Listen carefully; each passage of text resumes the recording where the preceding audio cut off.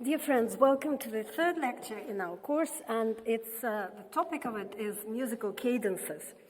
And it's possibly the most important topic of all, and the one I like very much. So what are cadences? Yeah, cadences from cadere, Latin word meaning to fall, indicates that your voice might fall at the end of a phrase. And because both in music and in speaking, reading prose, reading poetry, we depend on our breath, on the length of our breath.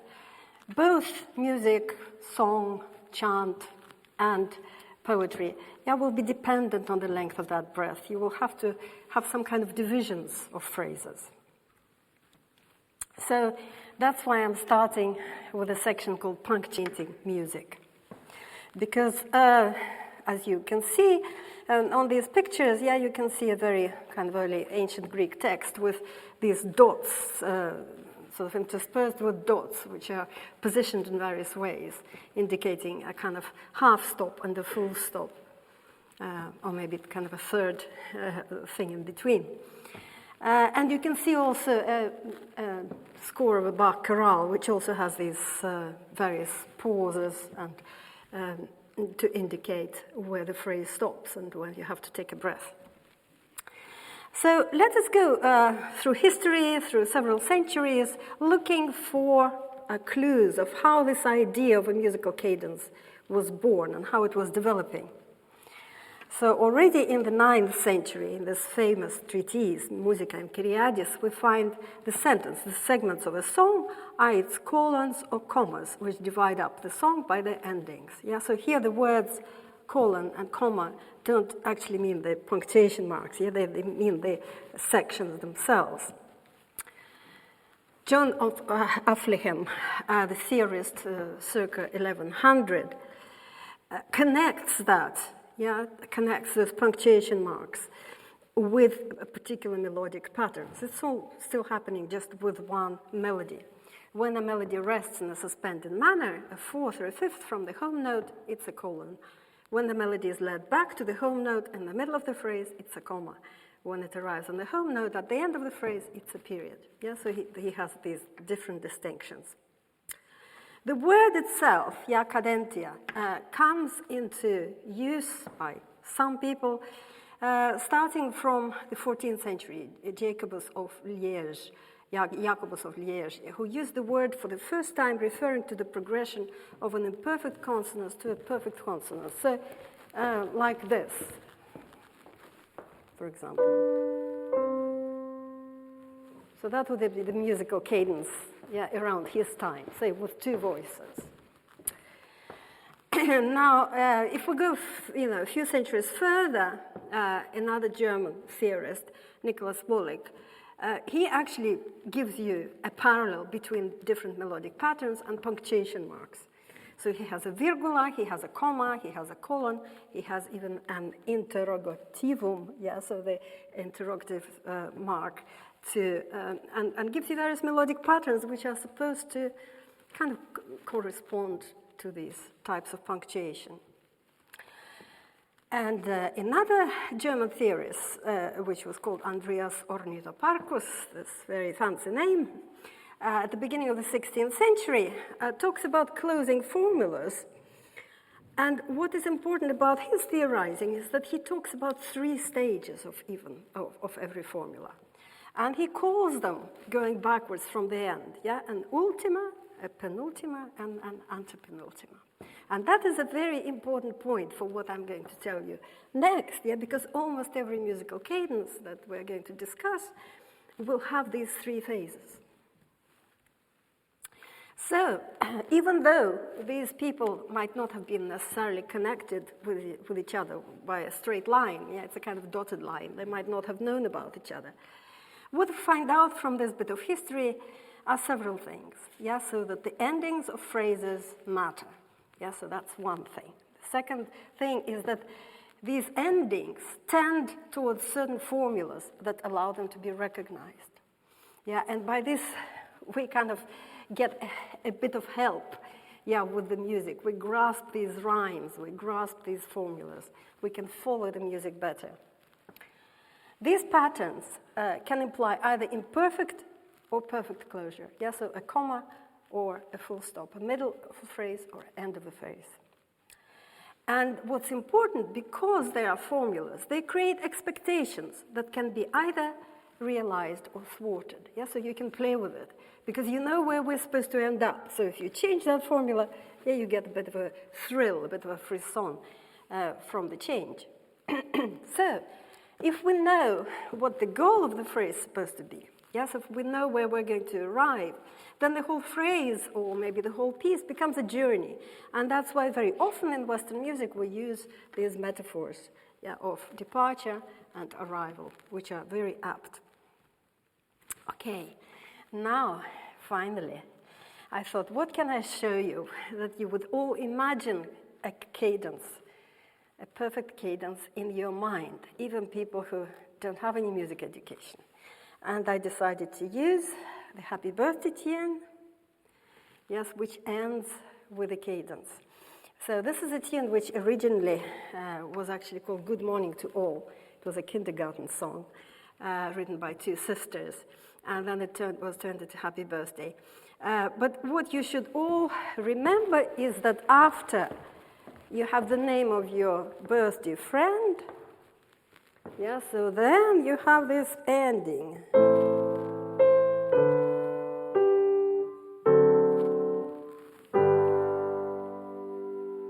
Yeah? So you can reproduce it in your mind even without singing. You kind of feel these chords. You know what they're supposed to do. So let's kind of analyze it, starting from the final chord. The final chord is our ultima, yeah, so our last bit. So that's, of course, a tonic, and that's a tonic triad. And we know that from lecture 1. If you haven't seen lecture 1, you should go back to lecture 1, yeah, and look at that. So what precedes it, this whole bar, birthday 2, is actually a dominant function, although there are actually more than one chord there. So the chord immediately preceding the tonic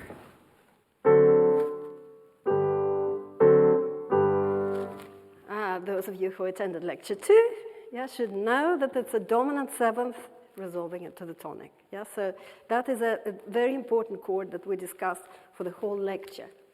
But what happens before it, and I also count it as part of this penultima,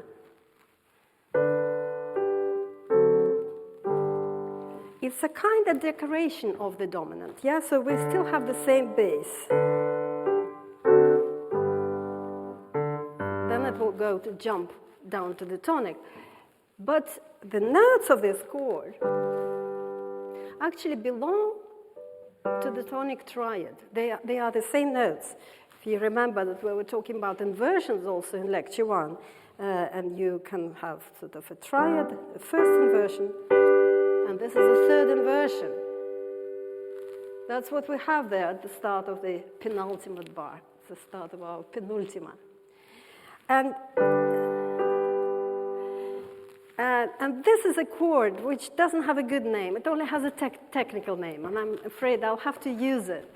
And I'm going to call it the cadential 6/4, yeah, because it actually defines a cadence. We're going to go back to it many times. So although the notes that it consists of are belonging to the tonic chord, it actually is not in the tonic function because it doesn't sound stable. It wants you to continue. Yeah, because it has this kind of the interval of the fourth and the bass. So it actually kind of has problematic. You can't stop there. You can't start applauding yet. So yeah, when I was talking to you about those inversions, so this is the third inversion, which is actually performs the function of the dominant. Yeah, the job that it has is the dominant. It's a decoration of the dominant. Now let's look at what happens before that. Yeah, so the antepenultimate phase. And there we have another chord which has to be different from either the dominant or the tonic. It's very often like here, it it's different, yeah? So it's chord 2, yeah? So chord on the second note of the scale, in this case. But we can modify it. It could be, or it could be, or. All of these are working, yeah? So there's a whole group of kind of predominant chords that we can use. And the point is that when we finally get to this chord, which is called cadential 6/4, we have a sense of, oh, well, we are nearly home. We have a sense of arrival. You will see how that will play out in music, in various extracts that I'm going to give you. Yeah, so this is, I've filled that in, yeah? So cadential 6/4, it's a 6/4 because of the intervals that it uses, yeah? And the dominant seventh and the tonic. So this is our 3 phases. I really like this idea of 3 phases. It explains a lot. Okay. So now for the next section, when we're going to talk about various cadences and cadences, I'm going to invite on the stage our pianist today, Alexander Karpiev, who is going to illustrate a little bit for me and also play at the end. Thank you.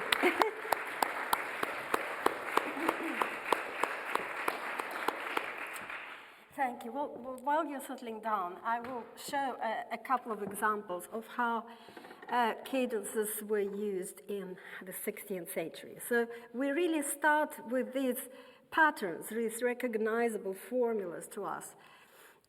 They start appearing around the end of the 16th century. And I'm going to play this chorale by Lucas Osiander, a kind of Lutheran composer and scholar.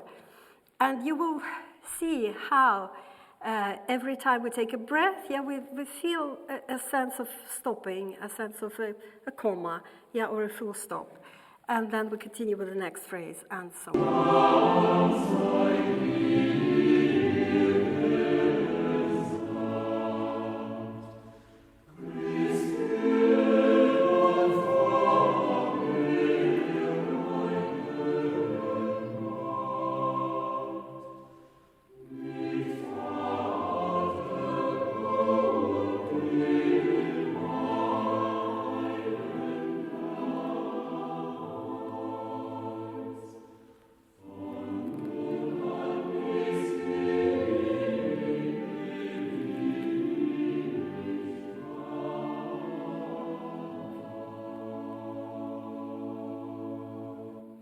You can see that the score actually stopped moving at those points, yeah, because these pauses are only indicated by breath mark, yeah, not the actual kind of addition of a extra note value or anything else, yeah. So, but you can see, yeah, how you had with these different patterns, and every single time at the end of the phrase, the bass would leap back usually. That's a very typical thing, yeah, for the cadence. Another example, slightly later, from Monteverdi's opera L'Orfeo, which is this chorus very close to the end, and very different type of music, but the principle is again the same.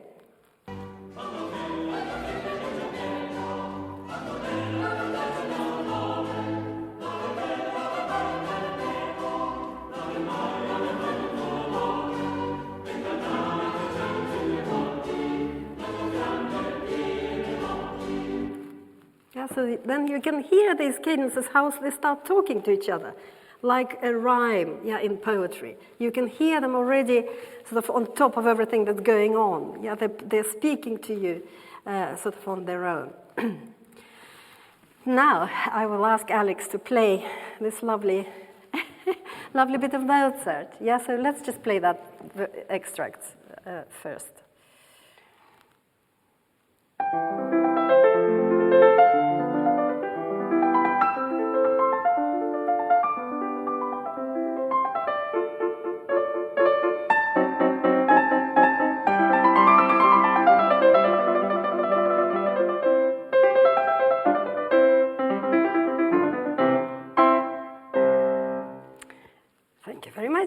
So with everything that we already know, we can now analyze it from the end.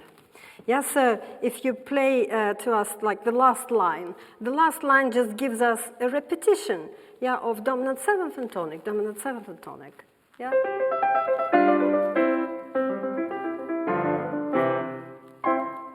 Yeah, great. So that is just a kind of post-cadential, yeah, extension. We're just extending the music. We wanted to have a bit more affirmation at the end. Now let's look at the bar before that, yeah, with the trill. If you could play us that.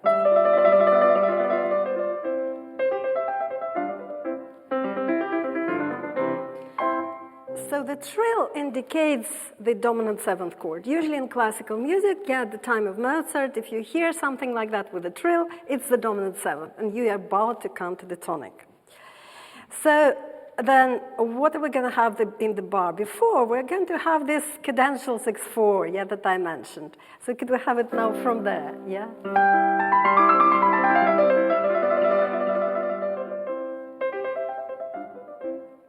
Great. Yeah, so now the only thing to kind of get into your head is what happens in the predominant section. So where you have this kind of crescendo thing. So first you will hear a kind of chord which is a kind of chord 2, and then it will get tenser, yeah, in the next one. Now that chord is called a diminished chord, and we're going to talk about it next time. Very important chord. So it gets very tense, and then the moment it gets tense, then it gets a resolution, a kind of resolution in the next bar. Yeah, when you get to the cadential 6/4, you feel, oh, okay, that's already better. Yeah, we're arriving somewhere.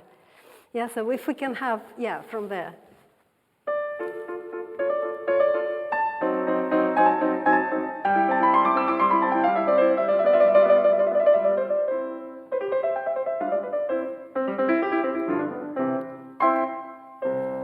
Great, fantastic, yeah? Can you follow this? Yeah?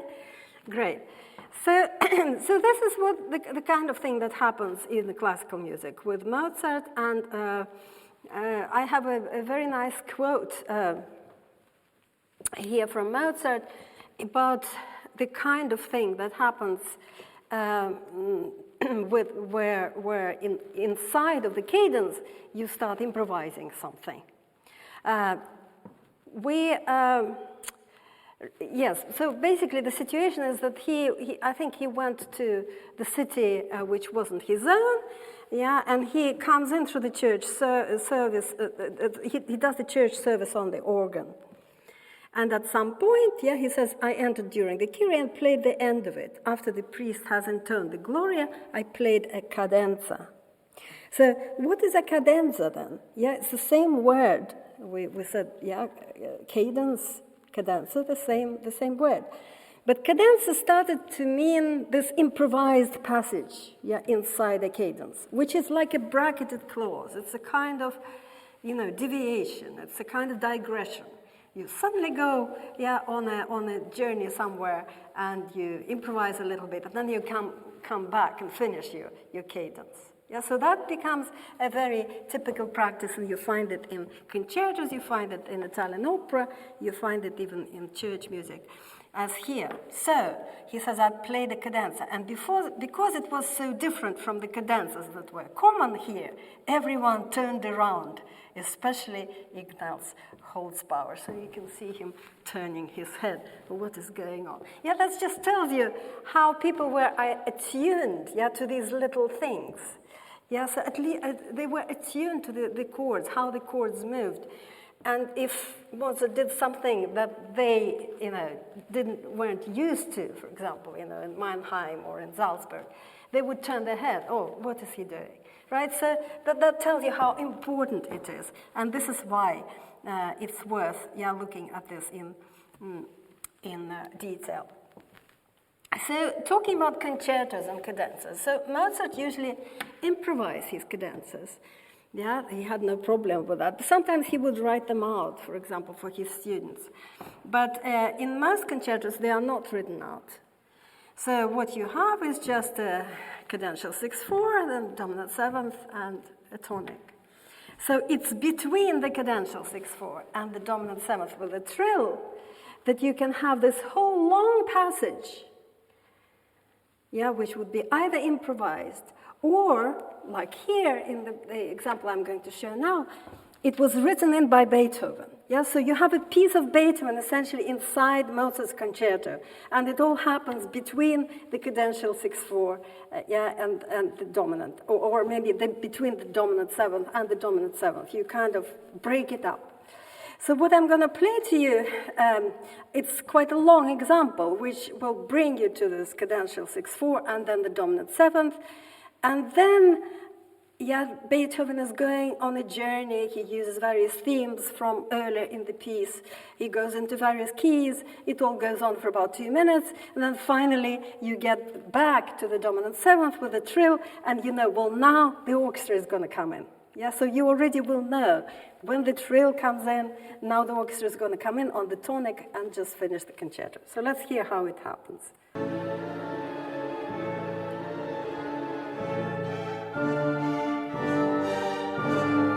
Cadential 6/4, big pause.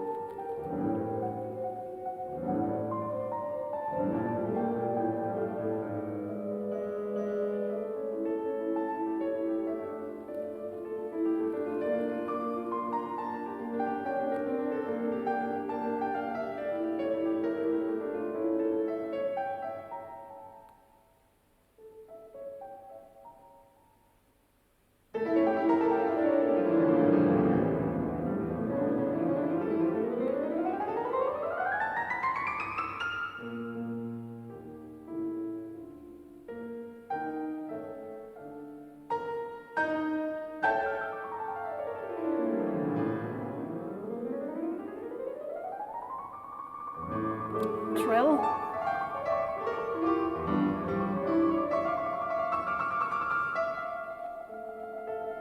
Dominant seventh with a trill. Yeah, so all that was inside our little happy birthday progression, right? All that was fitted in, as I said, as a digression, as a bracketed clause. So let's see how this happens in opera. We will hear a bit of a duet from Norma, and I will again help you to sort of go through. What we have is just basically a repetition of a cadential figure, and every time it comes back, it has embellishments, more and more vocal embellishments, because that was the moment where singers could even add their own stuff. At least at the times of Rossini, for example, and Bellini. Later on, Verdi said, no, you're not doing that, so I'm going to write you what you're going to sing. Yeah, but that was the place where the cadenza, where they could add things.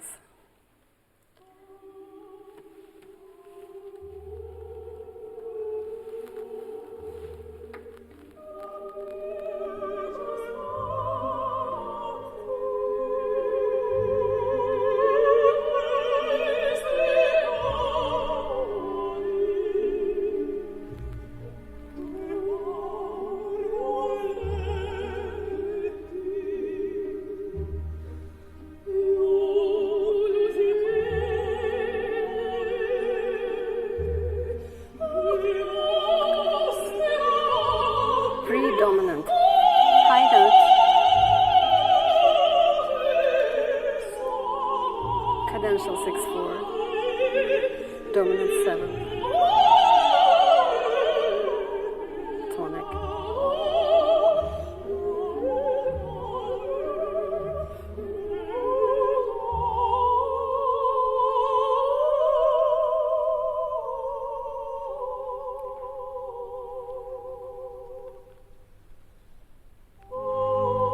Pre-cadential.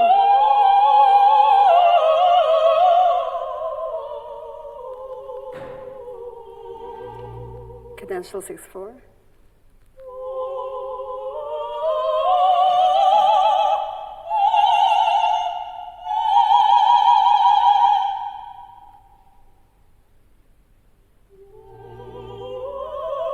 Dominant 7th.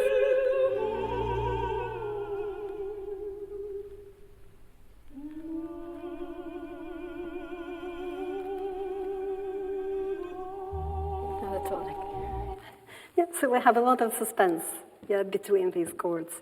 And the further you go into the 19th century, the further they begin, it gets stretched and more stuff can be placed, yeah, into that scheme.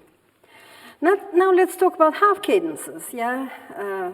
Well, here's a picture of somebody going, yeah, through combing her hair and stopping halfway, being caught halfway. That's why I thought it would be applicable, yeah, to our half cadences.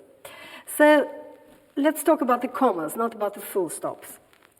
And let's have a look, and Alex, if you could play that beginning of the sonata of Haydn.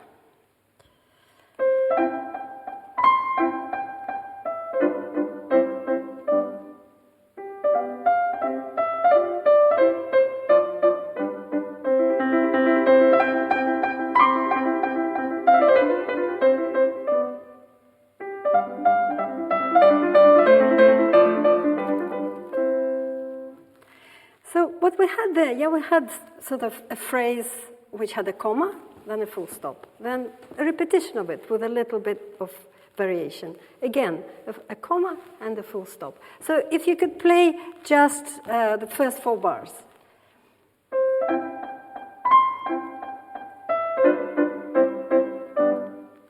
Yeah, so that's a half cadence. We stopped on the dominant triad. It's actually not the dominant 7th. Dominant 7th is a bit too strong for the half cadence. It pulls you a bit too far. Yeah, so it's better to stop on the triad. And then let's play the other half of that sentence.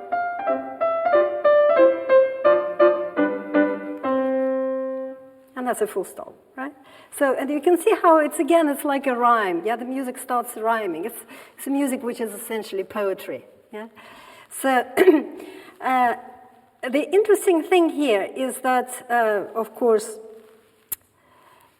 the patterns become so established in the 18th century that you would almost always have a half cadence in the bar number 4. And almost always have a full cadence, yeah, or as we say, perfect cadence, imperfect and perfect, in bar number 8. Yeah, so people would become so attuned to this, they would expect this. This would be the normal thing. So if you don't do it, if you then, continue further, that becomes sort of more interesting. Or if you have a 7-bar phrase, or dear, what happened? You turn your head. Yeah, so people become extremely, extremely used to that. Let's have another example from the Beethoven's Pathetique Sonata, the finale. Yeah, so you will hear them, the half cadence and the full cadences again.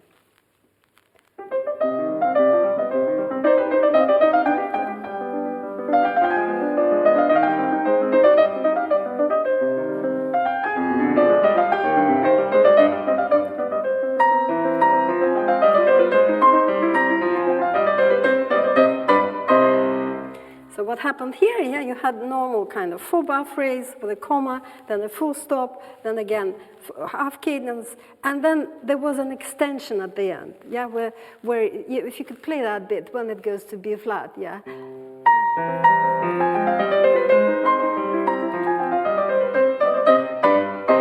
And that already takes us out of the normal 8-bar phrase, yeah, and we turn heads, and that gives us something extra, some extra interest. So that's basically how it works in classical music. To the point that Beethoven could actually give you just one voice, and you would still know what a half cadence is.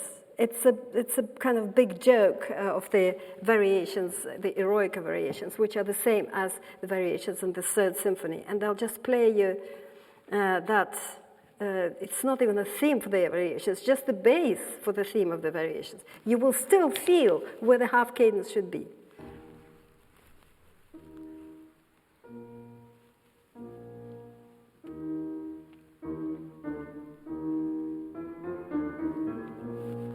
Here it is, yeah? So it's actually not 4 here, yeah, but 8, because they're very short. So it can be either 4 or 8. Then the whole thing will be 16. So you will go to this half cadence once, then you will repeat it again. And then the second phrase will be the answering phrase, and that will go to the full stop, and that will be repeated again. So let's hear it again.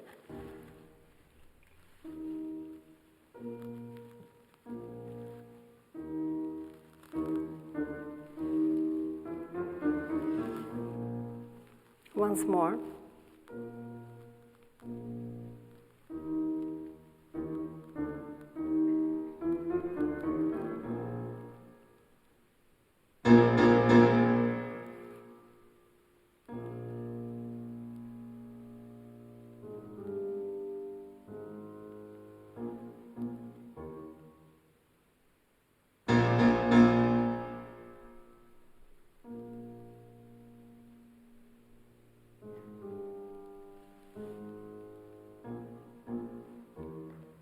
So in the second part, yeah, something strange happened. Yeah, there were empty bars of silence. Now, if you were a contemporary of Beethoven, the count of bars would go on in your head, so you would know where you are and when things are coming. And why is there silence? I'm supposed to be here having, a cadence soon. Whatever. What is happening?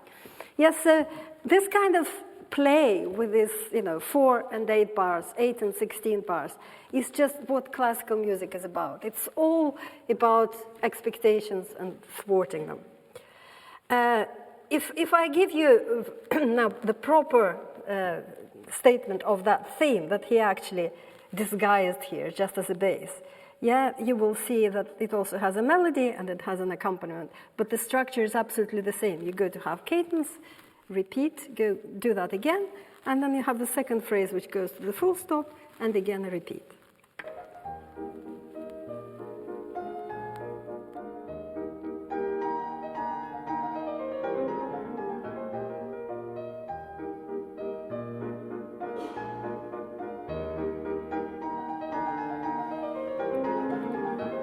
Half cadence.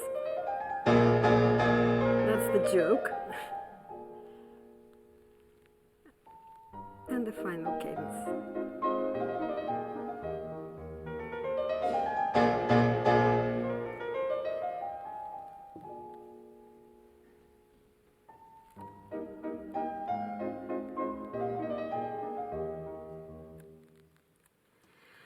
So, talking about jokes, yeah, talking about Beethoven. You may know that Beethoven, especially at the ends of various symphonies, gives you quite a lot of cadences. Yeah, he gives you one, and then another, and then even more. Yeah, because there was so much turmoil at the start that he wants to really make it affirmative at the end. So this is what I couldn't avoid giving you, an example of Dudley Moore playing the kind of Beethoven sonata, yeah, which is not really by Beethoven. But it should give you the idea of this kind of endless cadencing. And notice, yeah, when the cadences are in 2 chords or when they're in 3 phases, in 3 chords. Yeah, so you will find various familiar things here.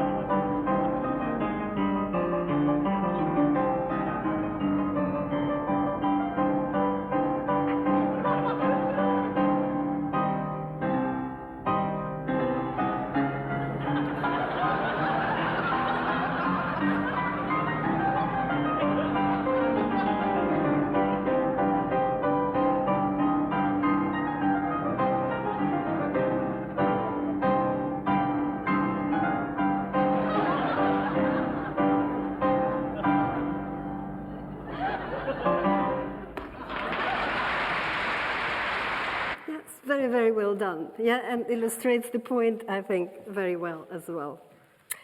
Now, let's talk about yet another type of cadence, which is interrupted. Yes, I told you that expectation could be thwarted. Yeah, so if you know that the dominant 7 has to resolve into the tonic, when it doesn't, yeah, you get a jolt. So sometimes they're also called deceptive for this reason. Yeah, that's a term you might have heard, because you are deceived. Your expectations are deceived. I'm going to show you, well, this is obviously not Dudley Moore, this is Christian Zimmermann, but he's also acting out an interrupted cadence at the end of a Mozart sonata. So you will actually not just hear it, but see it as well.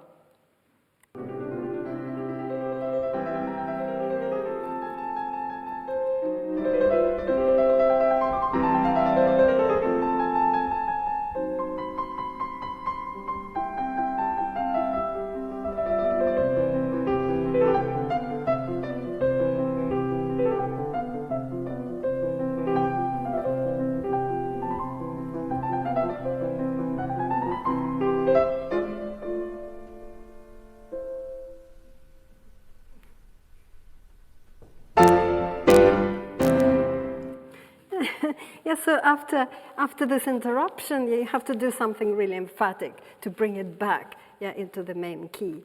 So I will ask Alex if we can go to the Mozart Fantasia, yeah, yeah, I don't have it on the screen, but we're just going to play it to that moment of interrupted cadence, yeah, and then maybe stop, yeah.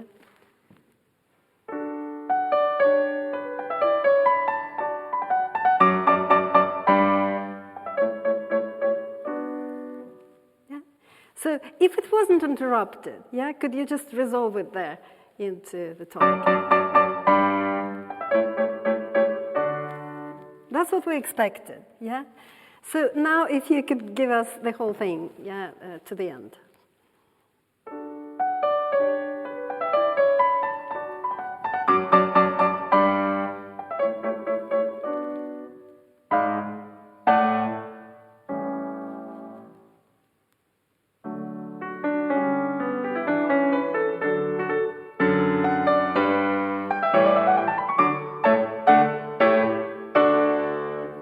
So the second time, yeah, he has to make it really emphatic, because we were already so kind of thrown off course by that interrupted cadence.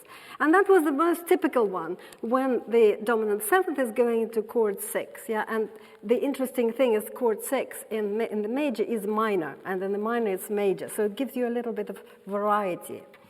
If we get to the very famous sonata by Beethoven, he actually does something very interesting. He starts with an interrupted cadence. He starts with a pattern in the right hand, which we associate with a particular key. If you could just play with the right hand here.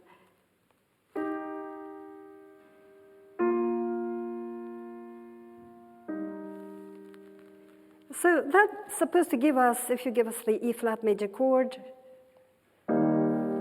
yeah, that's what it's supposed to be. That's what you imagine, because it was such a popular sort of type of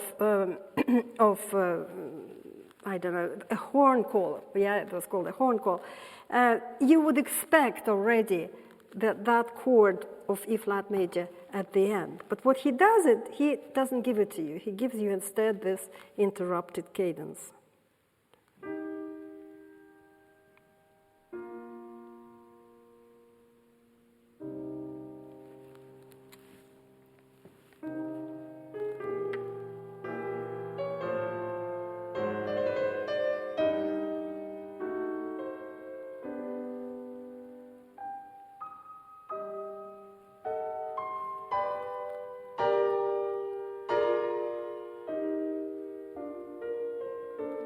And then the second time.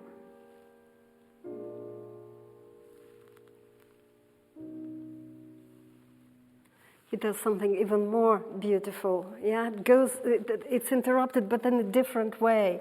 Yeah, he gives you a flat 6 chord. Yeah, so he really plays with that pattern.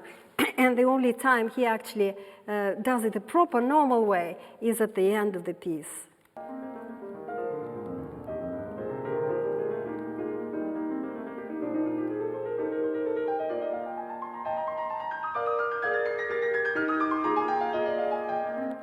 so here, yeah, it sounds much more normal. And that, of course, yeah, because it's a farewell sonata. So it has to sound with a slightly sort of sad version of a very familiar idiom. Now we're getting to a much later composer, 20th century composer Prokofiev, who absolutely adored playing with cadences. And this piece that is also very familiar, and you might think, well, it's kind of ordinary, you already know it, but actually it's full of these musical jokes. So the bit that I have in the first circle, if you could just play us sort of up to that moment.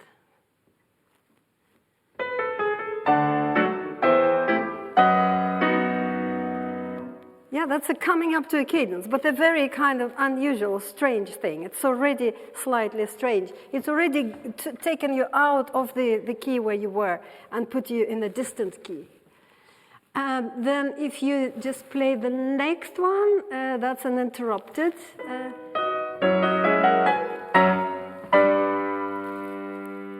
Yeah, okay, we interrupted it once more. Yeah, so every time something comes up, yeah, there will be some kind of play, some kind of joke on the interrupted cadence.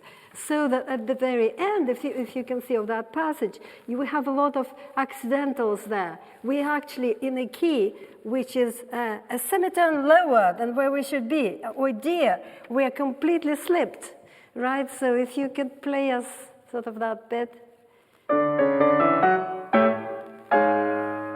Yeah, we're not in the key where we're supposed to be, so we have to save it very, very quickly. Yeah, so that's what Prokofiev does to you. So he teases you all the time. So at this point, I would like Alex to play the whole piece to you. And I'm going to kind of announce him, and you can see his lovely CDs there. And we're going to hear this short piece as a whole.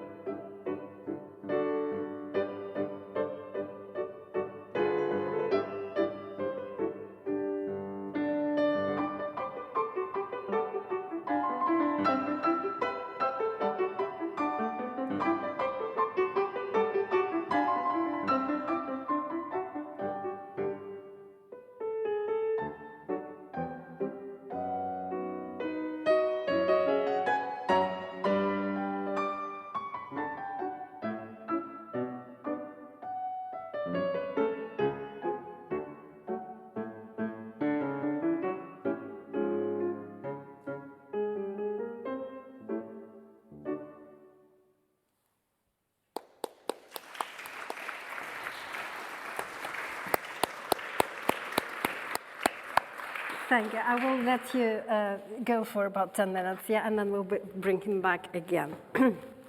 So the next section is called Cadences in Love and War, and as you can see from the picture, is a 15+ section.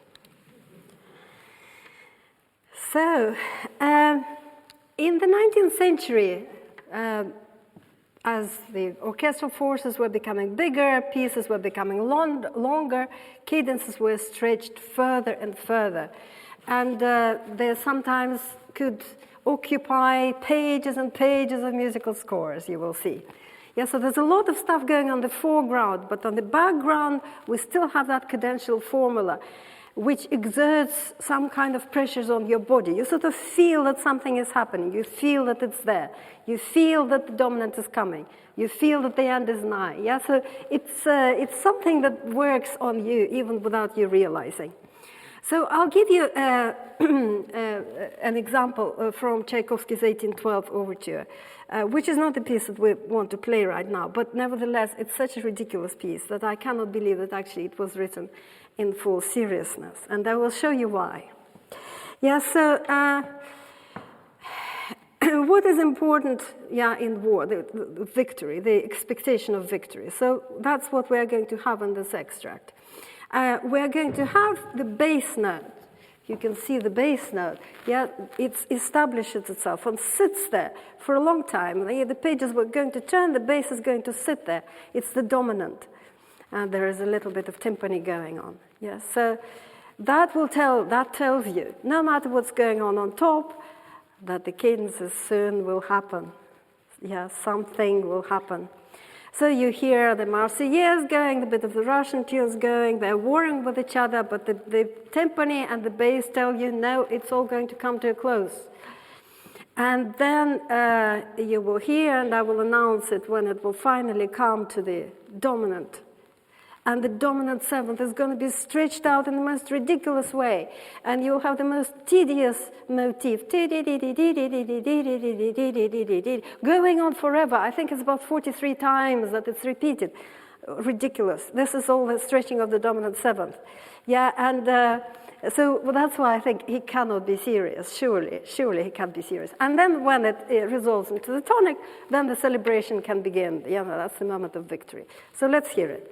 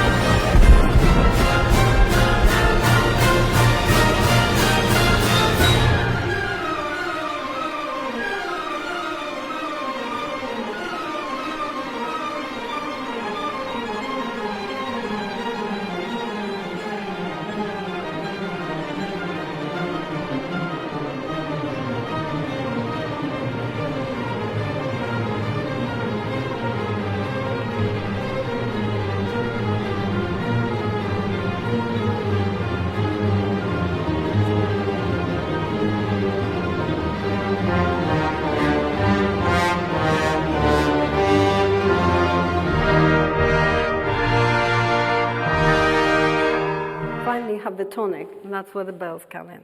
I think it's a very, very funny moment. Yeah, so that might be the only kind of saving grace for that piece. But nevertheless, that's how the cadence works in war. I will show you now a very much better piece, which is Tchaikovsky's Fifth Symphony, the slow movement, where we have two moments of an interrupted cadence. And when the fate theme comes in, and destroys all the lovely things that are going on. And I always thought that the second time is actually more devastating. And I will try to explain to you why the second time is more devastating, right? So it's where you interrupt it. So the first time it's interrupted, you actually have a cadential 6/4 in the minor, and it's already, there's a lot of kind of movement and tension in the voices, so you don't expect anything good. So when the cadential 6/4 kind of dissipates into the interrupted chord, and that is a very famous Tchaikovsky chord that I've showed you last time, you're more prepared. Yeah, so let's hear how that happens.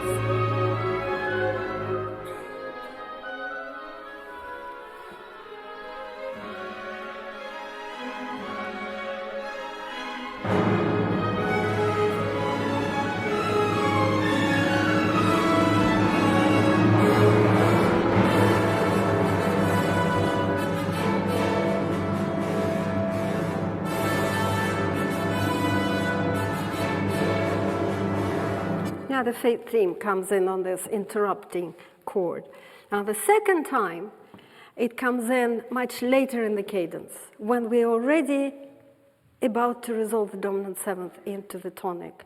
Yeah, and it's actually sort of lovely, calm music, as if, you know, maybe there was some lovemaking going on and you're about to fall asleep. Yeah, so you're about to resolve into the tonic. And at that moment, when you thought, okay, everything's gone well, and you've heard it going well before because that music already sounded in that movement. And that's when it happens, and it's absolutely terrifying.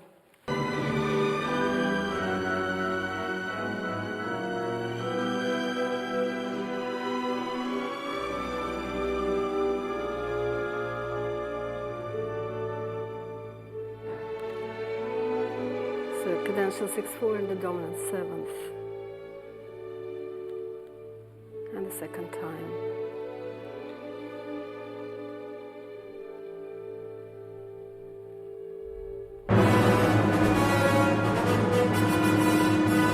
Yeah, that is really devastating. Honestly, listen to the whole piece. Yeah, you will find how no matter how many times you've heard this, and you know it's coming, it is still devastating because it's at that moment of the cadence when you expect the final resolution into the tonic. There were composers who were using the cadence in particular with the connection of this theme of love and eros. Yeah, because by manipulating the cadence, you can create particular empathy between the listener and the music. Yeah, it's because you get a build up, yeah, to the cadence like to a sexual climax, and then you have the climactic chord, which is usually cadential 6/4, and then it all resolves. Yeah, so you kind of go through all these stages in your body that the music is going, yeah, and the characters in the song or in the opera are going through. And 19th century composers were using this extremely effectively. Rachmaninoff was one of the absolute masters of this. I'll give you the moment from his song, In the Silence of the Secret Night, yeah, which is kind of autobiographical. So imagine Rachmaninoff is 17, he falls in love with his cousin who is 15, yeah, the parents are watching them, they're still sort of sitting holding hands, yeah, and eventually the parents actually sort of separate them, they can't write to each other because it's getting a bit too dangerous. So instead, Rachmaninoff writes a song about this, yeah, how he, in the silence of the night, reminisces about her hair, her lock of hair, what she said, and then the singer gets to the high note. This is a pre-cadential moment, and the piano gets us to this glorious climactic cadential 6/4, and the piano gives us the two-note motif, which is actually the secret word, Vera, the name of the girl that he is dreaming about. Yeah, so that is happening in the piano, and it's so effective precisely because he uses this tension that the pre-cadential chord creates, and the release that gives us the 6/4.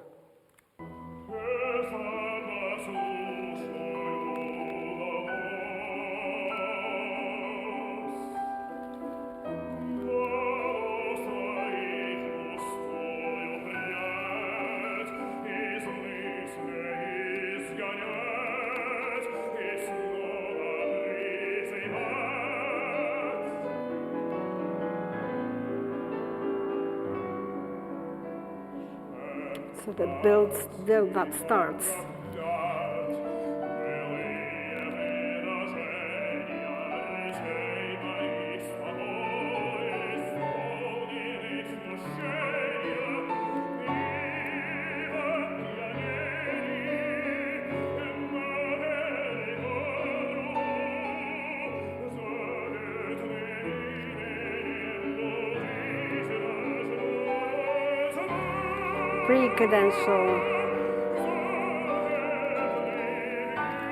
Cadential 6/4.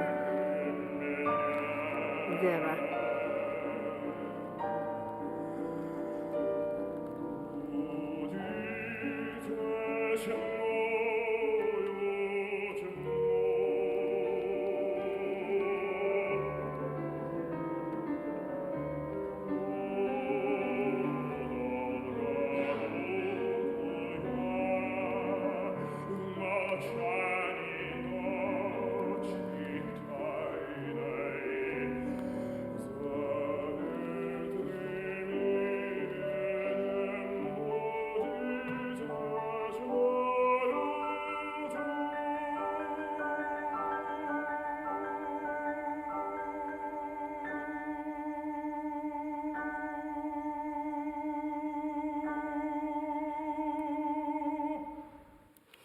So it requires a lot of breath, yeah? And the piano, as you can see, they can't stop straight away after such a big climax. It has to be, a long dying down as well.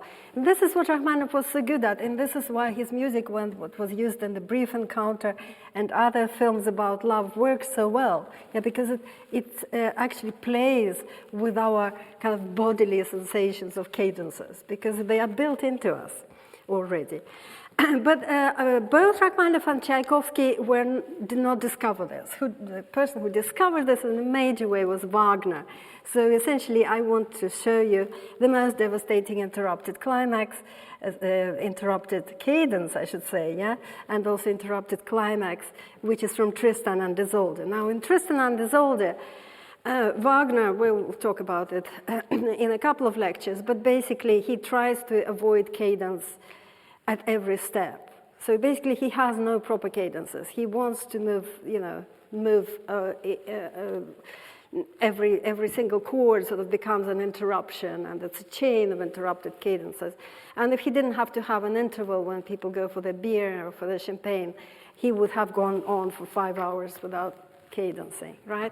But he has to have ending of acts. But basically in Act 2, this is a love duet, and Tristan and Isolde, they've had the love potion. They're full of desire for each other, and it goes on for an hour, right? So it's really on kind of mythical scale, not even on a human scale. And then they're finally coming to the climax.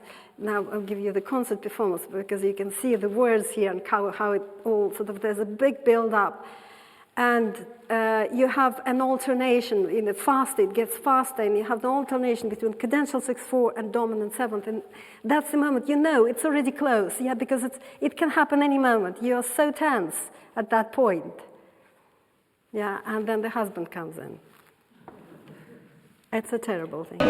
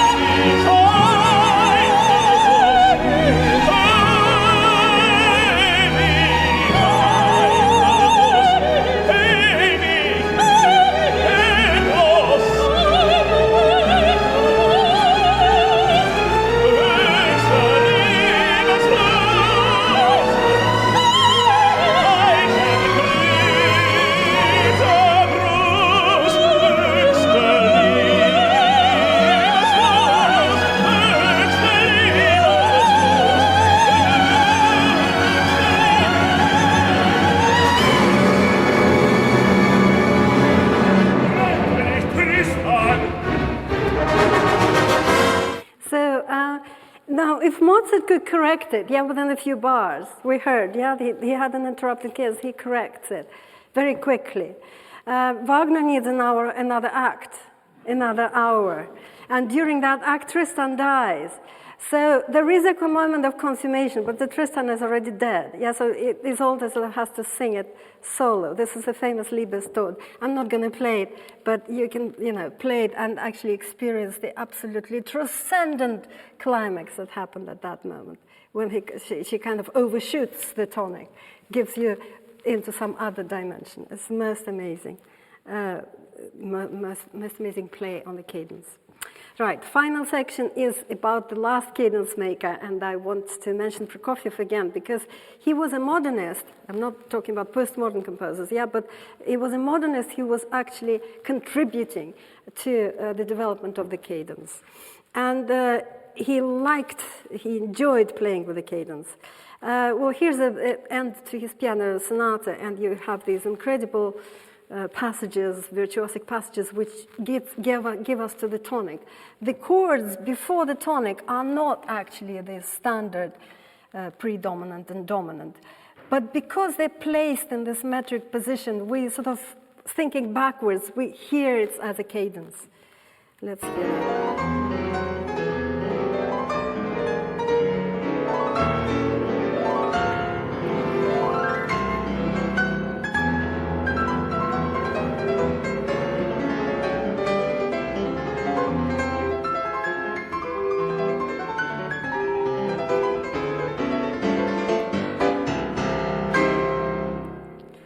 with the last two chords, yeah, it was basically dominant and tonic with lots of other notes thrown together. It still sounds like a dominant and tonic. This is the kind of thing that he could do. Okay, now for our final and most wonderful section, we are going to have a very special piece performed by Alexander Karpiev. It's Rachmaninoff's first sonata, the first movement.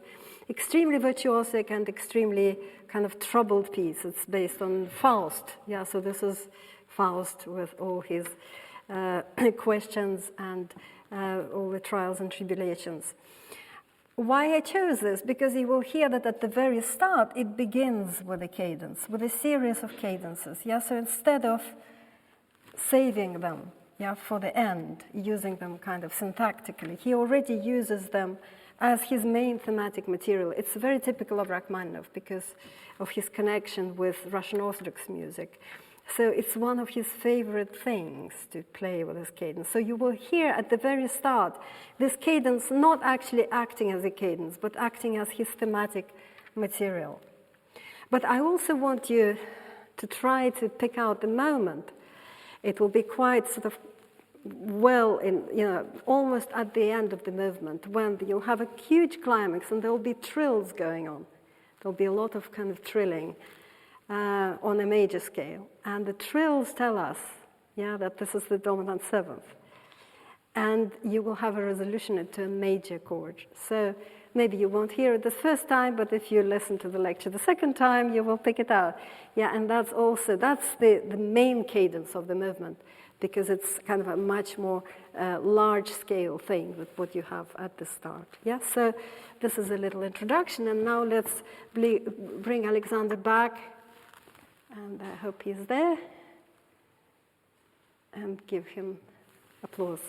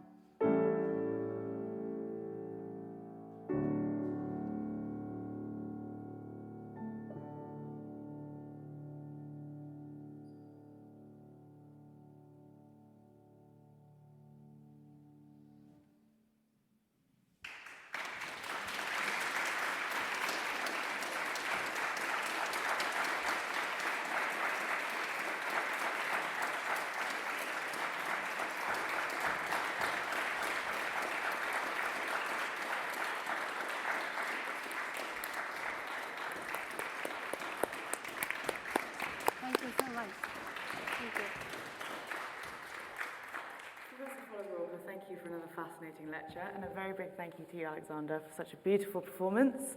We hope you can all join us for Marina's next lecture on Thursday, the 9th of February, which will be on diminished and augmented chords. Thank you all for joining us this evening. Have a lovely night. Yes, and we're going to have Peter Donahoe back, Yes. by the way, for that lecture. Yes, we will. Yes. Thank you.